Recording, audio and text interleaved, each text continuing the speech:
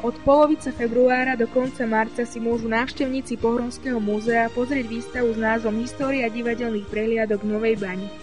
Táto výstava je venovaná 35. výročiu týchto prehliadok.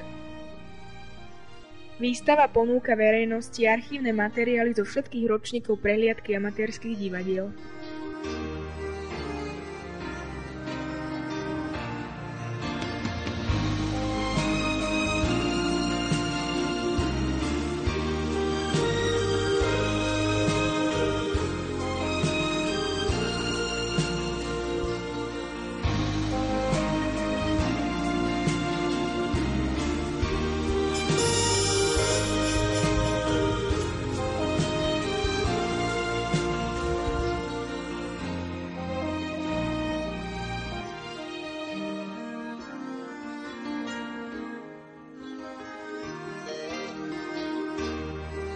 Na 20 paneloch nájde návštevník množstvo fotografií z jednotlivých divadelných hier, buletiny obsahujúce základné informácie o divadelných súboroch a naštudovaných hrách či pamätné knihy.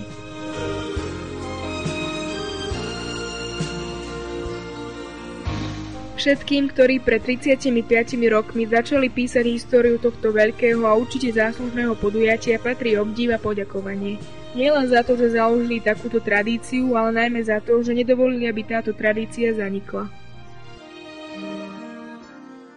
Jedným zo zakladateľov vtedy okresnej súťaže bol doktor Peter Melek a nazval ju Divadelné preteky.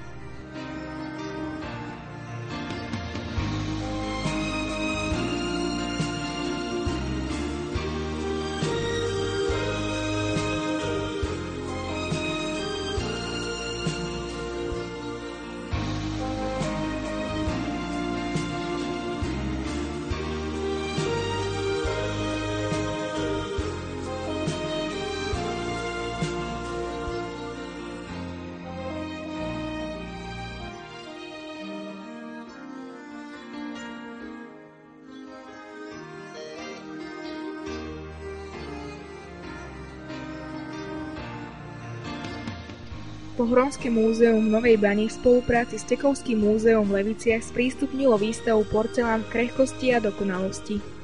293 vystavených exponátov je len zlomkom z rozsiahlej súkromnej zbierky porcelánu inžiniera Mirona Mihaliča. Pravý porcelán sa začal vyrábať až v 7. storočí nášho letopočtu a názov Kaolín vznikol od názvu kopca Gaoling, kde sa ťažila porcelánová hlina. Porcelán bol veľmi vzácny a určený len pre cisára a jeho dvor.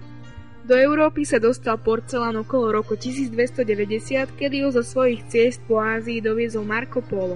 Bol to drahý tovar, ktorý sa vyvažoval zlatom.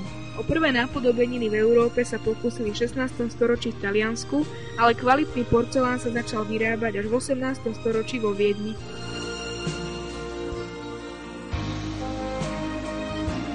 Prezentovaná súkromná zbierka je zaujímavá širokou škálou porcelánu a na výstave môže návštevník vidieť historicky vzácny porcelán z Československa, Uhorska, Číny, Anglicka, Talianska či Rakúska. Vzácnosťou je kompletný servis českého porcelánu Loket, starý asi 150 rokov, a karlovársky porcelán či ďalšie a ďalšie skvosty.